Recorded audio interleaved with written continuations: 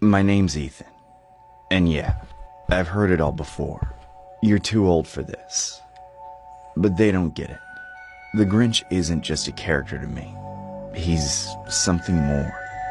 I mean, I'm a sucker for this stuff. Posters, toys, collector's items, you name it, I have it. My house is literally like the Grinch exploded in it. People tend to think it's quirky or weird, but they don't see what I see. The Grinch was clever and misunderstood, a genius. But things went sideways last Christmas. It started in a flea market. Just walking through, scouring over all the tables for any Grinch, I saw it. An old dusty Grinch toy perched atop some wonky table. It was unlike any other I've ever seen, though. Fur matted, green plotting instead of richly vibrant, and eyes. And glow kinda almost like they're breathing in that dim light. When I picked it up, it was warm. Not warm like it sat out in the sun all day. Warm like if it were alive. My chest constricted, and I reassured myself that it was just my excitement. How much? I asked the seller. The old man behind the table didn't even look at me. Take it, he muttered. No charge. I should have walked away, but I didn't.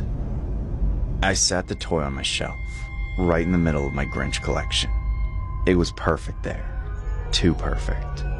As I gazed at it, a creeping, crawling feeling went up my spine as if it looked back at me. Then the whisper started. I thought it might just be the wind, or perhaps the neighbors, but it was whispered inside the house. Faint, soft, just out of earshot. They seemed to come from nowhere, and from everywhere, and it only got worse. Every time I passed a mirror, my reflection seemed off. My nose looked longer, my cheeks hollow. One night, I swore I saw my face twist into a Grinch-like grin before snapping back to normal. The decorations around my house seemed different somehow. The Grinches on my shelves seemed to shift when I wasn't paying attention. Their smiles grew thinner, their eyes deeper. I tried to think myself into agreement with my mind, but the fact remained within me. I knew. And then the dreams came. I saw him every night. The Grinch.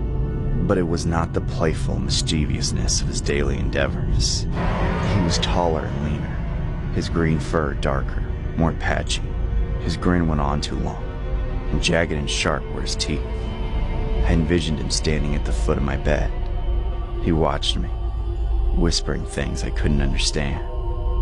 Follow me, he said one night in a deep guttural voice. I wake up drenched in sweat with my heart racing. That was when I started digging.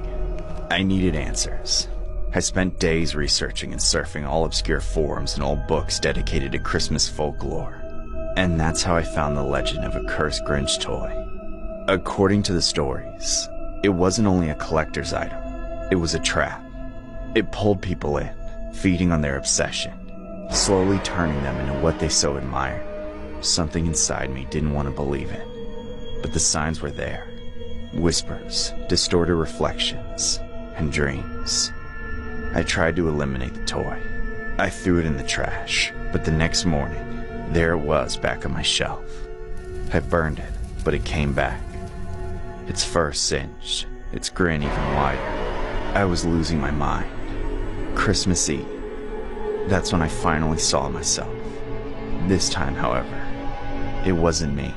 The face in the mirror was green, and its grin was stitched into its cheeks. I screamed and punched the glass, but the image didn't break. That's when I realized I wasn't just seeing the Grinch.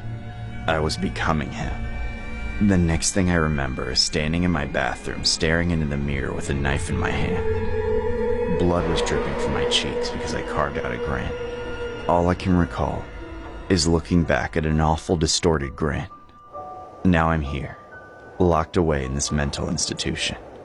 They say I'm dangerous, that I hurt myself and scared my neighbors, but they don't understand.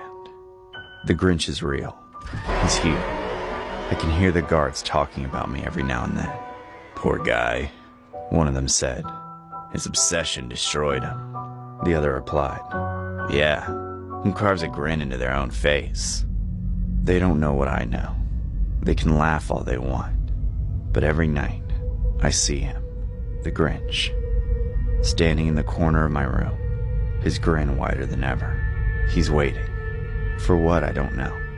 But I can feel it. He's not done with me yet.